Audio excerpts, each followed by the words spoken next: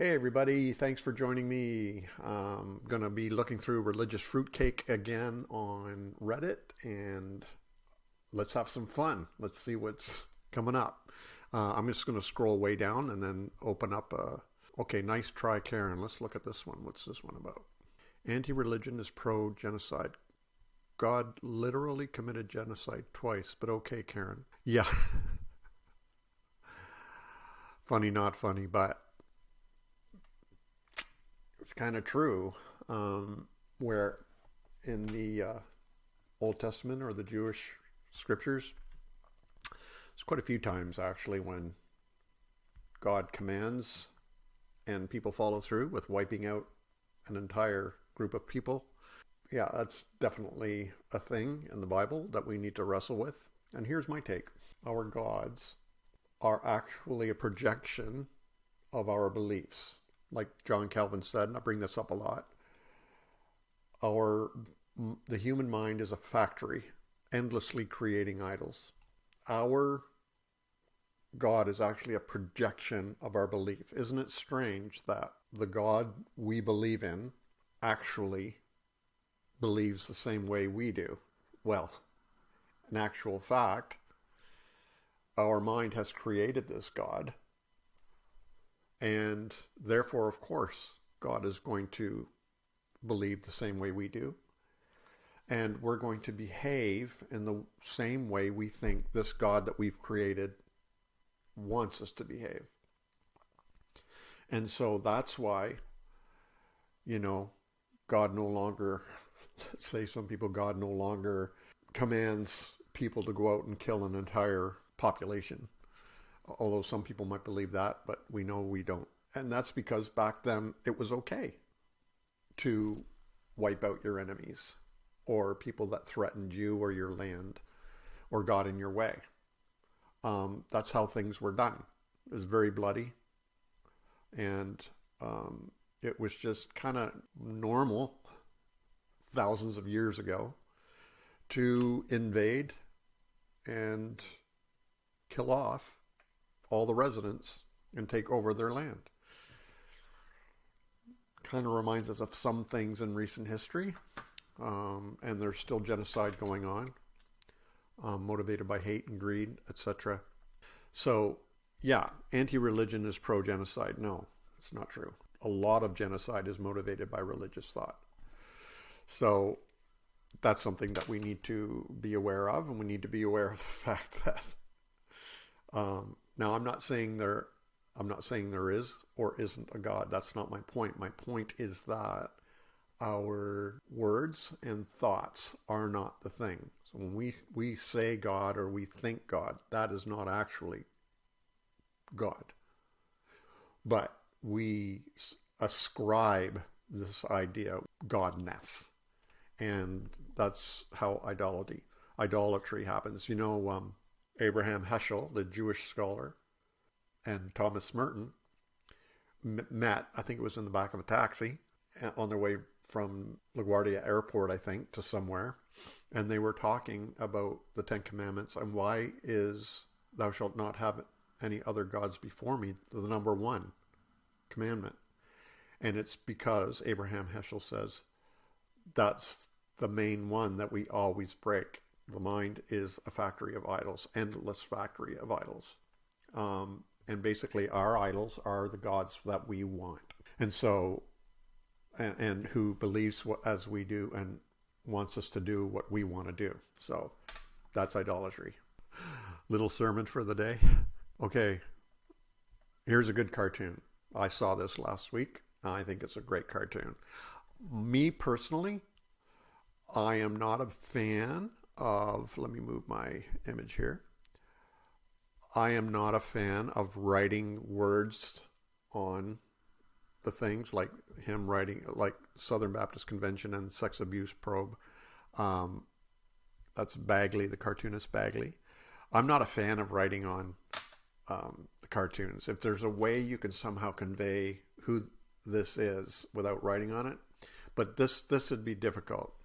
So anyway, in this cartoon, we see that the Southern Baptist Convention is baptizing the sex abuse probe. So baptism, and they're burying. I have a cartoon in the works. I'm still trying to figure out how to draw it, where the Baptists believe in full immersion, and the Southern Baptist Convention is full immersion sex abuse probe. I don't know if you know the story.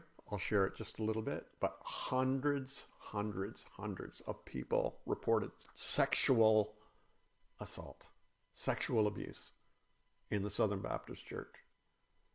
And it was all buried to protect the pastors and the organization. And so we see this woman, because I think almost all the sexual abuse reports were by women, is being drowned or fully immersed by the Southern Baptist Convention. It's a nightmare of a story.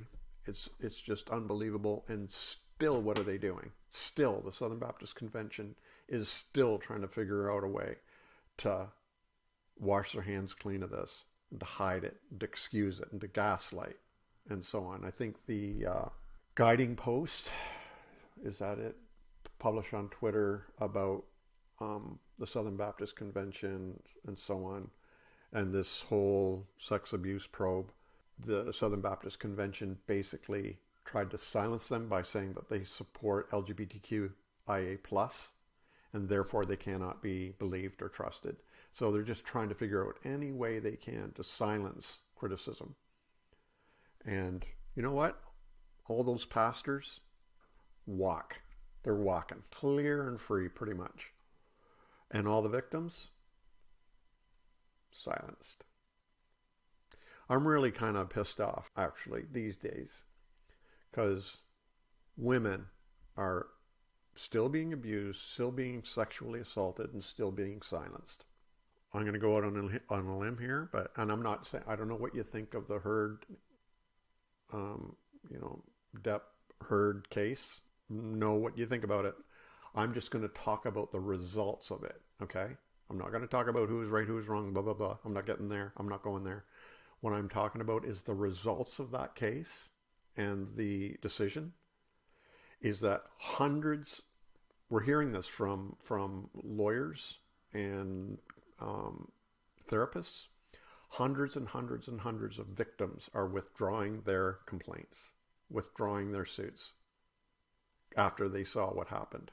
That's the result, is that it silenced more women and more victims, drowning them like this picture, fully immersing their complaints and accusations. It's bad news, bad news, bad news for women. Let me see. What's this one? Hate atheists? So do we. Your typical atheist smokes marijuana, associates with Jews, masturbates. So it's okay to masturbate irregularly? I don't know. I don't get it. Smokes marijuana. What about chewables? Is that all right? Associates with Jews. Is that business or pleasure? Partakes in deviant sexual proclivities. So you're allowed to partake in sexual proclivities, but just not deviant ones. I wonder what deviant would be. Other than missionary, maybe? I don't know. Worships at the altar of the internet. To find out more, come to Atheist Awareness. Those atheists are kind of cute. I don't know what to say. One guy says, wait, am I an atheist? So obviously he smokes marijuana, associates with Jews, masturbates regularly, partakes in deviant sexual proclivities, and worships at the altar of the internet. So I'm telling you, man, things are getting weird. I mean, you know what? I've seen this stuff all my life. How many here have seen like the Chick tracts from way back in the day? This kind of reminds me of that same kind of bold, dark print, and then the kind of sketchy pictures and so on. Chick publications. they were really, really freaky Christian tracts that we would hand out, and it was warning people about hell or demon possession or, all this stuff. And it was like, that was totally a part of my culture, and I had them. Man, I wish I still had some of those, just so I could, like, I don't know, maybe they really were something, but this just this scary kind of shit like this stuff, where you just pick anything at random and say that's demon possession, and then you'd freak people out and scare people. Demons, guys, for me was a big deal in my teen years. I really, totally, 100% believed in demons. I was involved in exorcisms. I went to workshops on how to be an exorcist. I've been there. It all started with Satan's alive and well on planet Earth. And you know what the weird thing about demons is? If you believe in them, they're there. Because I've seen some weird shit. I have. And maybe one day I'll tell you some stories. But yeah, look at that. Maybe I'll do one more. My wishes for the roaring 20s. LGBTQ ideology is cancelled. LGBTQ books are incinerated. Book burning, yeah. You know what we're up to now. People start marrying and have big families again. Abortion is ended. A pope is crowned who leads a renewal of faith in the West, actively fighting the secular culture. Okay, so this person's a Catholic. Some of the most vehement attacks that I get online are from really all-in Roman Catholics. I get the same from Baptists and Calvinists and everything. So I'm not centering or singling out Roman Catholics, but most the Roman Catholics I know, my Roman Catholic friends, really laid back, easygoing. They don't give a fuck. But some Roman Catholics who come after me, man, they are Roman Catholic right through to the bone. Man, they want you to be the same way. I mean, so this person's Catholic and wants a really good pope. But, what they mean by LGBTQ ideology is canceled is they want no more gay people or trans people. They want that all done. And they call it an ideology, right? It's like the gay agenda. What the hell is the gay agenda? I have friends who joke about their gay agenda is coming home from work, cooking supper, having some wine, sitting down and watching a movie together. That's their gay agenda. But this whole gay agenda or ideology or LGBTQ ideology, it's all just a way to isolate them and then persecute them. Burn anything to do with LGBTQ. And then, of course, people start marrying and having big families again. Do you know that they're actually trying to ban birth control in some states? And as we know, the Roman Catholic Church does not support birth control. So yeah, marry the opposite sex, have a ton of kids, no abortion. I don't know.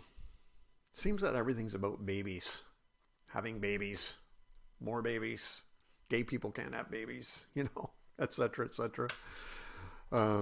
Anyway, what are some comments here? I know what he, she, it said, but a pope isn't crowned. He's elected. Yeah. Doesn't the pope have a special hat that is meant to represent not one, but 3 crowns? Anyway, there's some other Roman Catholics on here. I don't think being elected king and being crowned are mutually. Oh, okay. So some people are like, yeah, I agree, but let's get the terminology right. He's hoping the current pope dies so a new one can be selected that isn't as liberal. Yeah. So there you have it. I think that's enough for now, but here's the thing. An opinion like that used to be somebody's opinion they had in their armchair in their little home in Idaho, and nobody cared. Now you can write your little opinion from your armchair in Idaho on Reddit, and suddenly it's available for the world to see. How many people Yeah, 428 comments. So suddenly hundreds of people have seen your little opinion from your armchair in the middle from Idaho, and you've become a thing, and your opinion's out there, and gaining traction, and this is how it happens. So maybe I can do my part just by, looking at it and critiquing it a little bit, and maybe showing the silliness of it, and the danger of it too, the harm of it, because, LGBTQ people should have a right to live, should have a right to have their thoughts. There should be queer theologians out there writing queer theology. I know a lot of people who got married with no intention of having big families. That should be their right. It's not going to take a pope to change the world. And, there's other religions. So let's be aware of that. Anyway, this whole colonialist idea where one person is going to, bring the world together under one religion, that's actually the definition of the Antichrist. And so let's be careful. Anyway, love you guys. Thanks so much for listening in. Please subscribe. I appreciate it. And share with your friends. And if there's anything you want me to talk about, let me know, and I will.